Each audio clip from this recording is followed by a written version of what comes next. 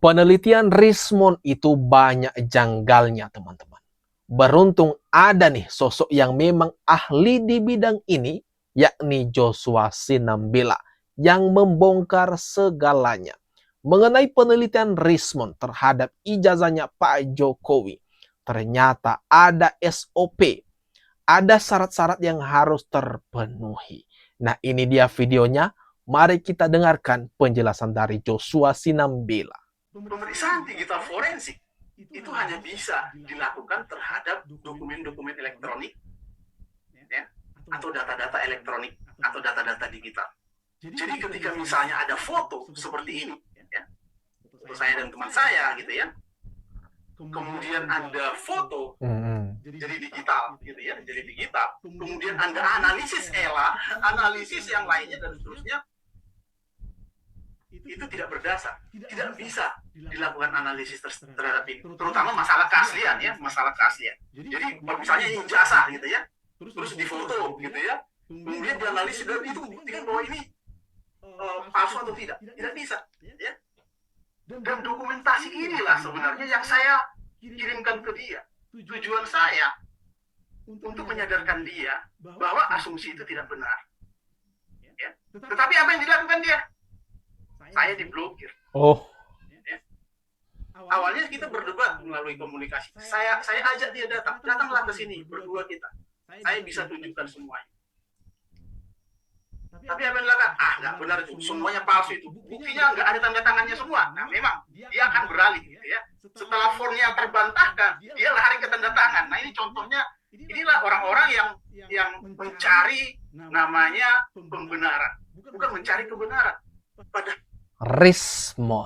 Richmond dibongkar habis-habisan sama Joshua Sinambela selaku ahli digital forensik yang resmi. Ternyata ini tuh keliru sebenarnya yang dilakukan oleh Richmond ini, yang mengaku-ngaku ahli, yang mengaku telah melakukan penelitian.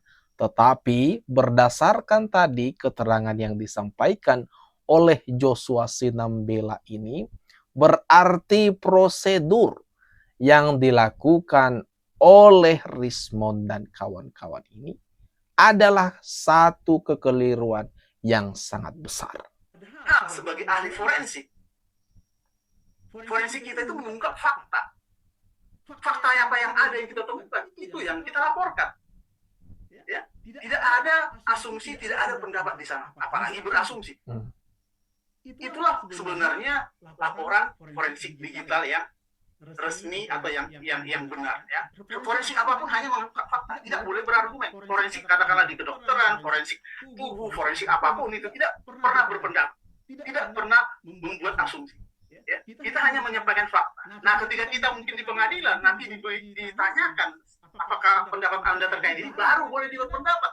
Oh. Nah, itu prinsipnya, ya. Jadi berbeda halnya dengan si Richmond ini yang malah mengungkapkan berupa asumsi atau pendapatnya. Artinya dikasih bumbu-bumbu segala macam. Nah, ini yang dibantahkan oleh Joshua Sinambela. Dia mengatakan seharusnya itu tidak boleh dan memang tidak boleh. Itu tidak boleh. Nah, ini lagi kekeliruan yang dilakukan oleh Richmond ini. Forensik digital hanya mengungkap fakta-fakta. Forensik apapun kurang lebih sama, hanya mengungkap fakta-fakta. Dia tidak boleh berpendapat menyatakan ini palsu atau tidak, karena dia tidak berwenang untuk itu. Ya. Nah, ini yang harus dipastikan. Ya. Berarti Richmond ini sudah melewati atau melebihi kewenangannya sebagai, misalnya ini benar dia adalah ahli digital forensik. Dia sudah melebihi kewenangan yang seharusnya ia miliki dengan berasumsi atau berpendapat liar. Wah, parah ternyata ya. Kesalahan Richmond ini ternyata sangat separah itu, guys. Jadi kalau kita melakukan penelitian, nah kalau Richmond mengatakan kajian ilmiah, gitu ya, Nah, kajian ilmiah yang dimaksud itu seperti apa sebenarnya? Itu makanya kepolisian menanyakan ke dia, ya, apa otorisasi Anda melakukan kajian ilmiah ini? Ya benar, ya. Kalau kita melakukan pemeriksaan digital forensik, itu pasti ada surat tugasnya, pasti ada permohonan resminya, ya. Dan harus kita pastikan juga bahwa yang kita periksa ini itu merupakan legal. Jangan-jangan Rismond ini asal berbuat saja tanpa tahu prosedurnya. Dan ini Joshua Sinambela juga ikut menyentil tadi soal izinnya. Entah. Nah, kita patut pertanyakan, apakah Rismond ini memiliki izin atau tidak?